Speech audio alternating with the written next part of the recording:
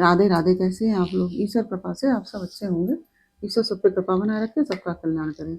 आज हम बताने जा रहे हैं कि प्रदोष का व्रत कब है। 8 तारीख को या 9 जनवरी को, 8 या 9 जनवरी को कब है, तो उसके बारे में हम आपको जानकारी देने जा रहे हैं। और ये जो जनवरी माह का पहला प्रदोष का व्रत है, जो कि कृष्ण पक्ष का प्रदोष व्रत है। और यह व्रत, जो प्रदोष का व्रत होता है, ये शिव जी की आराधना के लिए होता है। भगवान शिव जी की इसमें आराधना की जाती है। भगवान शंकर की पूजा इत्यादि।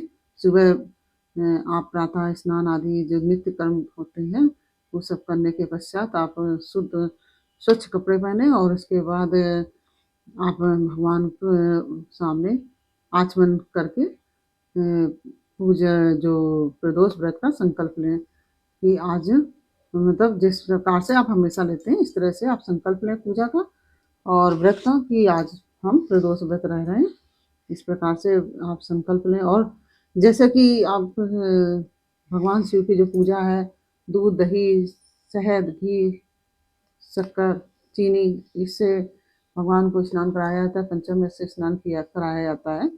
तो वो सब आप उस तरह से पूजा करिए। और भगवान, जो प्रदोष की पूजा है, यह संध्या के समय की जाती है, प्रदोष काल में। तो प्रदोष का व्रत जब रहा जाता है तो संध्या के समय ही पूजा का विशेष महत्व है।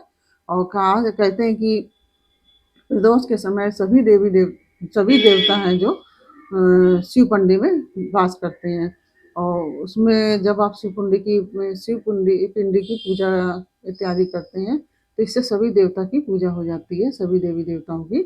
तो यह व्रत बहुत ही फलदायी है। यह कुंडली के दोषों को भी दूर करता है। जो हमारी कुंडली में दोष होते हैं, उनको भी दूर करता है। ये प्रदोष बहुत ही फलदायी है। तो अब हम बताने जा रहे हैं कि आपको प्रदोष किस दिन है, किस तारीख को है। प्रदोष की जो तिथि है, वैसे तो जैसे कि 7 तारीख को एकादशी व्रत था, तो अगले दिन द्वादशी, रात में 11 बजे तक द्वादशी चल रही है। और त्रयोदशी तिथि 11 बजे के बाद लग रही है। तो रात्रि में 11 बजे के बाद लग रही है, तो इसलिए उस दिन तो प्रदोष माना नहीं जाएगा, क्योंकि द्वादशी और त्रयोदशी दोनों तिथियां जब मिलती हैं तभी व्रत माना जाता है। तो जो प्रदोष व्रत है, हम सब 9 तारीख को मंगलवार के दिन रहेंगे।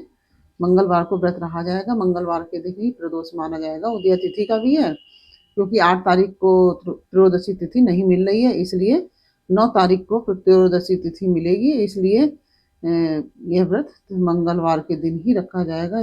जो मंगलवार को प्रदोष रहा जाता है, उसको भौम प्रदोष के नाम से जानते हैं, जो कि ऋण मुक्ति आदि के लिए भी उपयोगी होता है। और इससे ये जो मंगलवार प्रदोष व्रत है, जो प्रदोष व्रत कोई भी हो, उसमें व्रत रहने से संतान की प्राप्ति होती है, भक्ति की प्राप्ति होती है और मुक्ति की भी प्राप्ति होती है।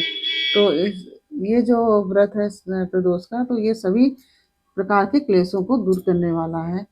आपके जीवन में जो भी समस्याएं हैं, वो सब दूर हो जाती हैं।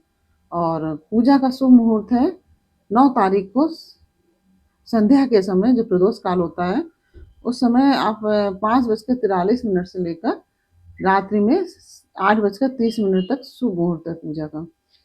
तो इस बीच में आप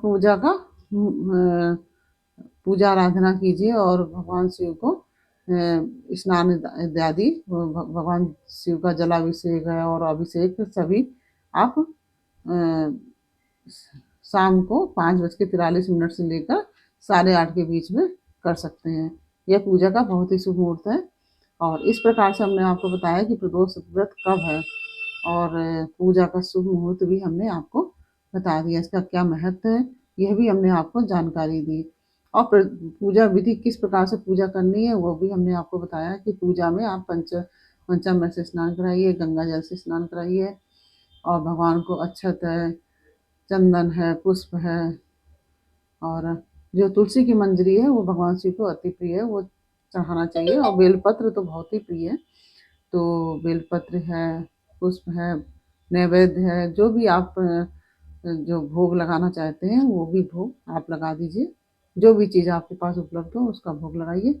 इस तरह से आप पूजा कीजिए। और उसके पश्चात आप भगवान शिव की कथा करिए, क्योंकि भ्रम प्रदोष की कथा अलग है, वो हमने आपको पहले वीडियो में डाल चुके हैं, तो आप उससे निकाल लीजिए और सुन लीजिए। और यह बहुत ही फलदायी व्रत होता है, और जैसा कि हम पहले ही बता चुके हैं कि हर प्रदोष का अपने आप में अलग महत्व है।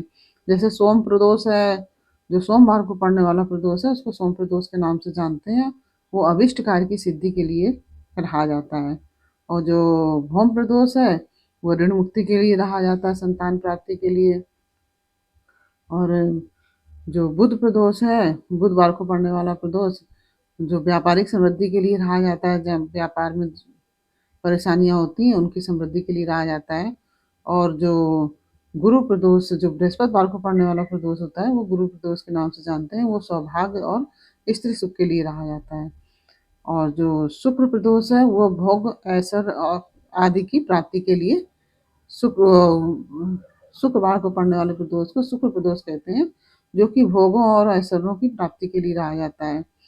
और जो शनिवार को प्रदोष पड़ता है, उसको शनि प्रदोष के नाम से जानते हैं, जो संतान एवं धन लाभ के लिए रहा जाता है, संतान की प्राप्ति के लिए और धन की प्राप्ति के लिए। और जो रविवार को प्रदोष पड़ता है, उसको रवि प्रदोष के नाम से जानते हैं, जो कि आयु एवं आरोग्य के लिए रहा जाता है। इस तरह से ये हर प्रदोष का अपने अपने में अलग अलग महत्व है, और प्रदोष व्रत बहुत ही फलदायी है। ये व्रत अवश्य करना चाहिए। ये हमारे कुंडली के दोषों को भी समाप्त करता है।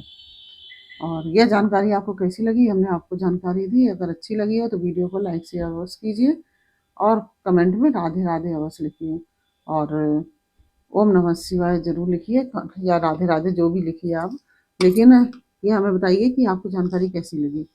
और इस तरह से हमने आपको जानकारी दी। फिर मिलते हैं आपसे अगले वीडियो में एक नई जानकारी, एक नई कहानी के साथ। तब तक के लिए राधे राधे, ओम नमः शिवाय।